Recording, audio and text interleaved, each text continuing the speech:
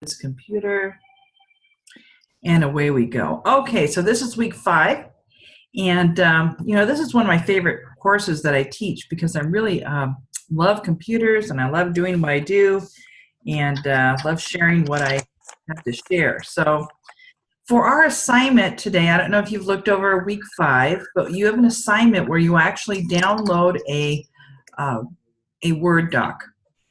And oh, yes, I saw it. Yeah. yeah. And so you're supposed to do these things. So before we started to get too much into it, I wanted to know if you had any questions about how to do any of these things. Insert a photo, insert a video, contents, add a page number. What kind of things might you need help with, Claudia? So that we're adding it to the Word document, right? Yes. No, I think I know how to do that. Good. Now, the Yeah. thing today, which is so cool, is you can Google any of these things. Search and say, how do you put a table of contents in Word? And they not only use their instructions, but there's videos. So that's usually what I do if I don't know how to do something. But the thing that I really want to emphasize is if you have a research paper, that Google Docs and Word can actually generate the table of contents for you as long as you tag each heading as a certain way, and it will come up in the table of contents.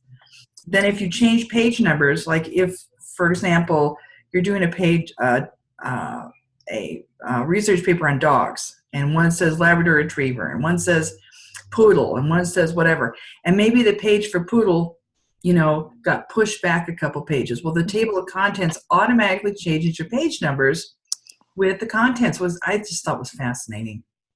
But then I'm from old school where I used to do table of contents on typewriters. So, there's another thing that has to do with computers here is the discussion prompt. And the ribbons are, when they talk about a ribbon for Microsoft Word or Google Docs, it's that menu thing at the very top. And I've actually shown you 2 different ribbons. One is for Google Doc, and the one below it is for MS Word.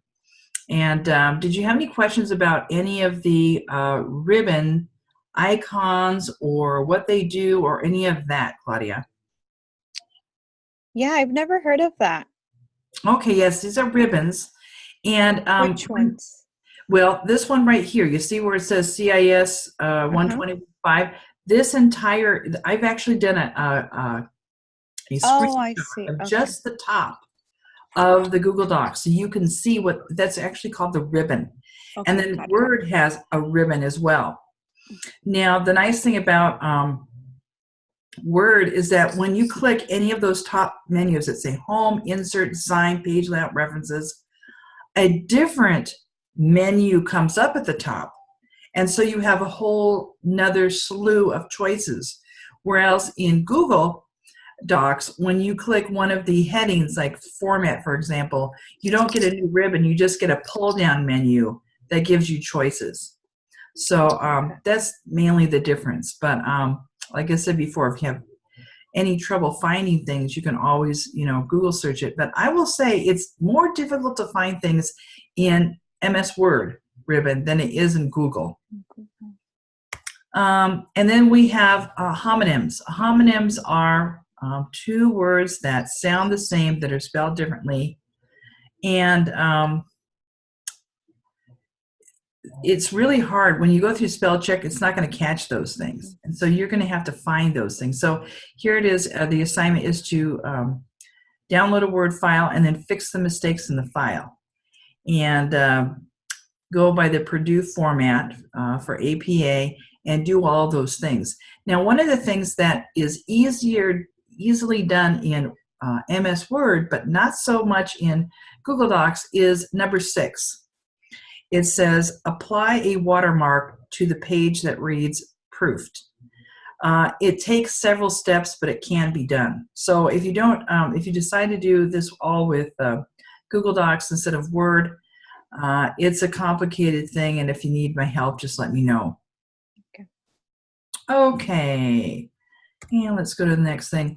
I think that Google Apps versus versus Office or MS Word. There's a whole bunch of different differences, but I know that isn't the university going more to Google Docs than it is to do on Word?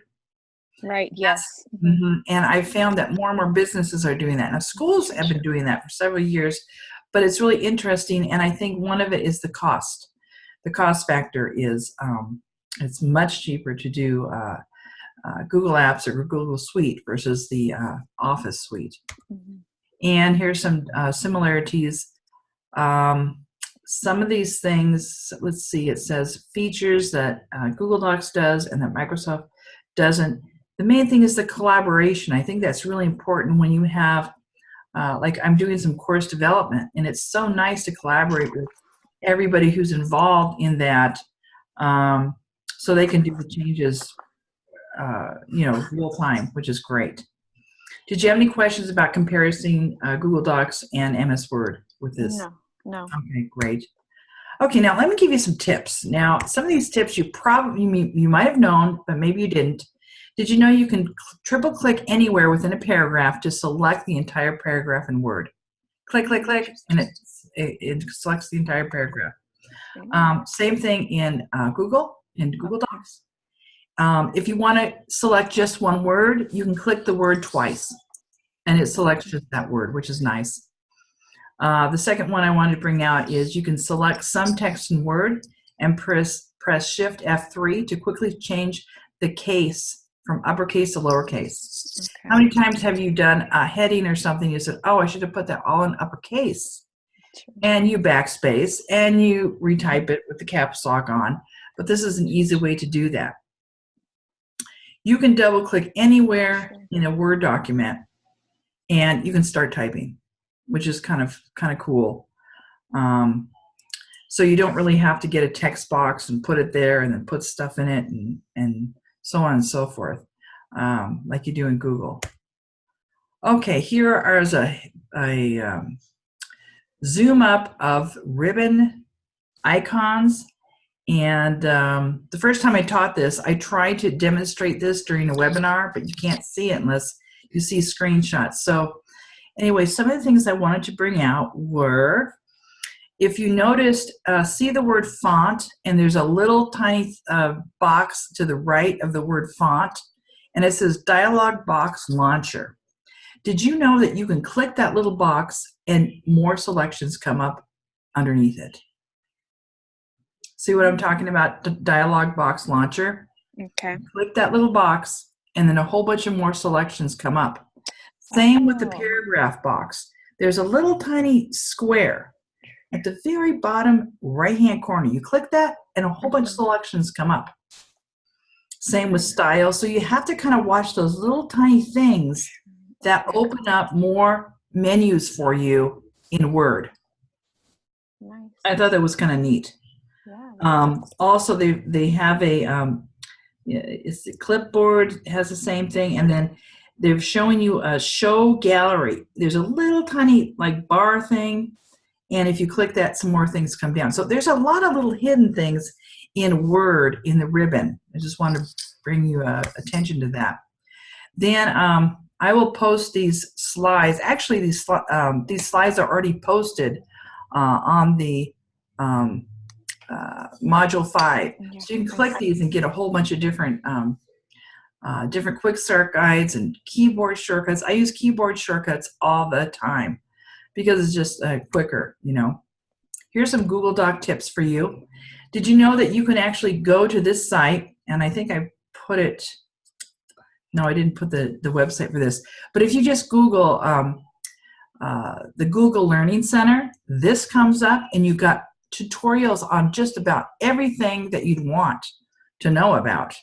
And so every once in a while I go through there and I'll click one open and see how that tip relates. Google has, I think, a lot more, well, it's easier, it's more user-friendly. Word also has tutorials and guides and things, but they're not so user-friendly to actually use or to know. Here's a really good tip. If you have a Google Doc and you want somebody to make a copy of it, you don't want them to get into yours, then what you do is you take the top address that I have is just a regular link to a Google Doc. Now, if you backspace from the very end all the way up till you delete the word edit and replace the word edit with copy, then when you give that person the link, they are forced to make a copy of that document and they cannot get into your original. That is big. The next one is view only. Say if you have something you don't want them to actually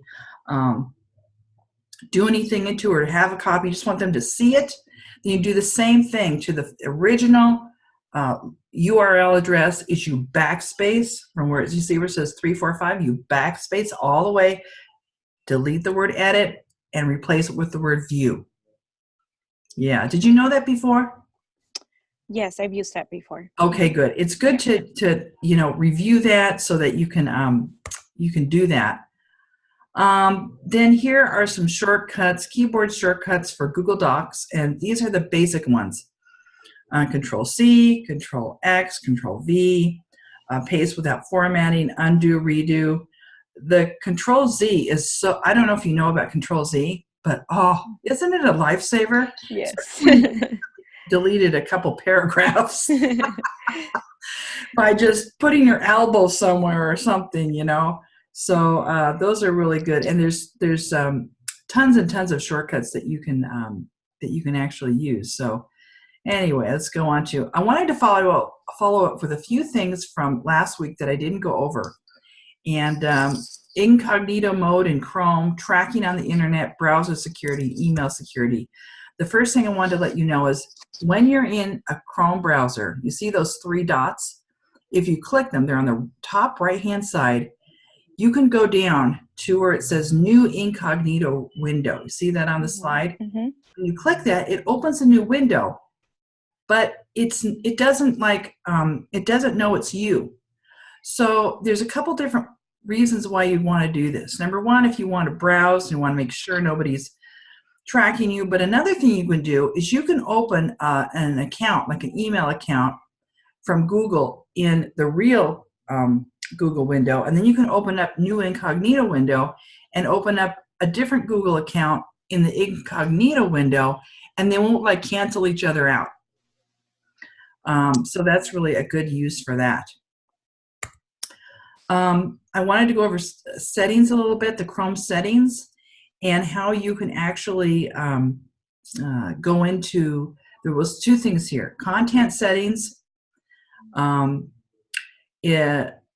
There's a whole bunch of things under content settings, but you need to really clear your browsing data about every week, or else that's why your browser gets slower and slower. And one of my jobs is I used to help teachers with their computers and their technology and stuff. And sometimes I would have them click clear browsing data, and it would take minutes and minutes. They had not, done that. So I don't know, do you do that regularly or? No, I've never done it, and I want to do it. Yeah, do this. Click clear browsing data, and also it'll give you a choice. Do you want to clear out your passwords or no? I usually don't clear out the passwords. Yeah. Keep those, but then clear out any cache or saved websites or any of that stuff, because it'll make your system work a lot faster. Here's some more settings that are important. If you go down to the 1, 2, 3, 4th one, enable phishing and malware protection. That's really important. And also the last one on there, send a do not track request with your browsing data. And that's really important. It doesn't always work, but at least if you have it checked, they're not supposed to track you. So if you look up something like on a Macy's, like you look up skirts on Macy's website, then when you go to Amazon, it shouldn't pop up skirts automatically. Nice. Okay. If you have this checked, Okay, and then, have you ever had to get a new email address and you said, or not an email address, you have a new computer and you get on it and you go, okay, I have all these bookmarks on my old one. How do I import the bookmarks? Here's where you do it in Chrome. So you go into your settings, you go into your profile, and in there is import bookmarks and settings. I don't know how many teachers would tell me after they get a new computer, I lost my bookmarks. There's also a way to actually physically save your bookmarks into a file and then re-import them. So if you ever want to know how to do that, you can Google it and it'll tell you how to do it, but it is possible. Also, when you have your, I'm kind of, what should I say? I'm partial to Chrome browser, but anyway, you can do this in any browser that you want, but you can actually select a home page when you open up your computer. You might have it opened up to US University or whatever, but you can actually set that. And also, you can also set the font size of your browser, and that's really important. People just think, oh, that's the way it is. You can do a lot of things to customize it. Let's see what else. No, she won't. I don't think she did. Open a new tab page. Okay. These are some more settings that you can go through. And oh, this is one thing I do is I like to see all these search engines that are listed. I like to delete all the search engines that I don't use. So how you do that is you go to your search engines, and these are under advanced settings in Chrome. You see the three dots on the very right-hand side. You click the three dots, and this is what comes up. It says you can either make that search engine your default, you can edit it, or you can remove it from the list. I remove them from the list. I don't like too many search engines going on. Okay, and here's some more privacy and security settings that are important. And I think that if you look at the very bottom one, it says clear browsing data, and then you can have that that checked on. I usually just do it manually so I know what I'm deleting. Let's see what other ones are kind of. Protect you and your device from dangerous sites. I have that turned on. So there's lots more settings than you think once you go into there. And here's this. There's also settings. I'm not going into this, but there's also settings in your Gmail account or your email account. You go to the cogwheel, and then there's a whole bunch of settings there. So I just want to make you aware of those things, okay? All right, some more security things. I think we went over all of this. Let's see here. I have got more slides here. I don't know why it's stopping here. Okay, I hope I have the right one, because I had Google tips, tips.